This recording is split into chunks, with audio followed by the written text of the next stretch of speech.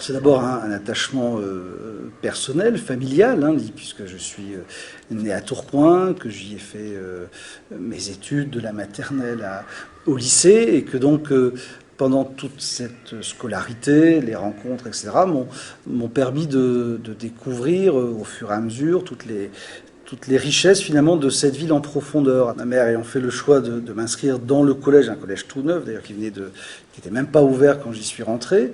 Et ce collège, c'était le collège du quartier du Clinquet, au Rayon et du Pont-Rompu. Et donc ça a été pour moi un moment d'ouverture, je disais un moment où j'ai grandi, parce que ma connaissance finalement de la diversité qui était là juste à côté mais que je ne connaissais pas, de populations venues d'ailleurs mais qui étaient là, qui étaient en train de devenir mes amis, mes complices.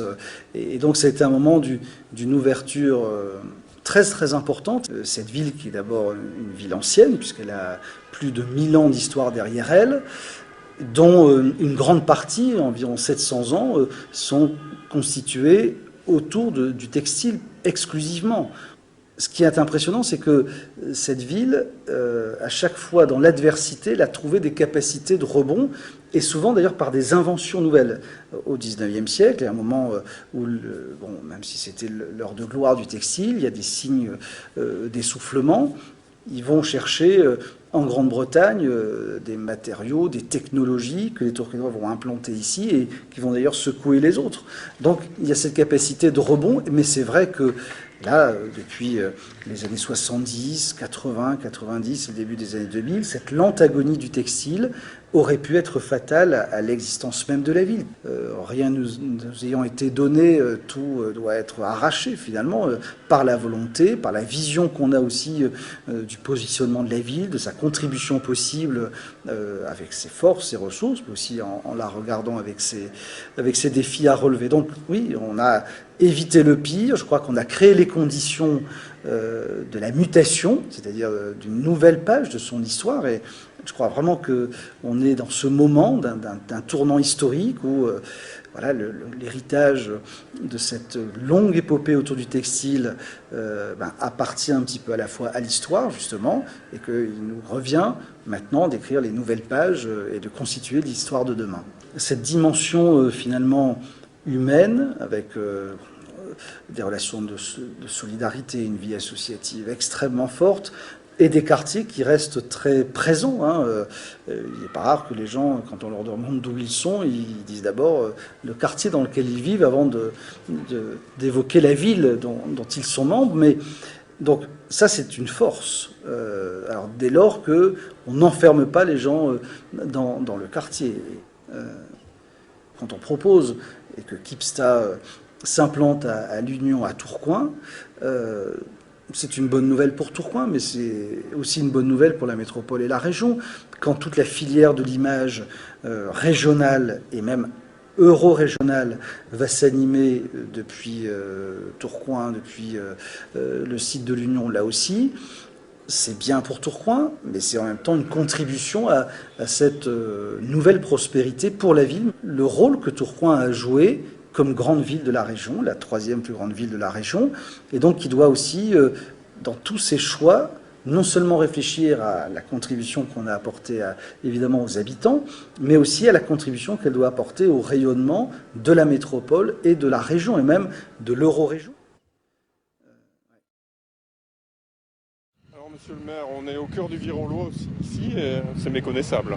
C'est méconnaissable et c'est pour moi un bon exemple de ce qu'est la réinvention de la ville à partir de la ville, c'est-à-dire une friche qu'on a acquise, démolie pour certaines, réhabilitée pour d'autres, et en même temps avec une concentration de transformation pour atteindre ce qu'on peut appeler un effet de seuil, c'est-à-dire que voilà, ça doit changer fondamentalement l'image pour que véritablement, à partir de là, il y ait une nouvelle étape ici du quartier du Virolois, une nouvelle vie, puisque c'est un quartier où pendant des années, l'actualité, ça a été la disparition d'entreprises, l'apparition de friches. Donc ce renouveau, il est, je crois, assez bien représenté par cette réalisation et je pense qu'on peut l'étendre à l'échelle de la ville. Quelles ont été les idées forces ici du réaménagement de ce quartier? C'est d'abord d'avoir un certain nombre d'équipements publics qui vont faire vivre ce quartier à la fois pour lui-même et pour sa population. Bonjour, ça va? Ouais. Mais en même temps, ces grands équipements-là, ils rayonnent pour toute la ville.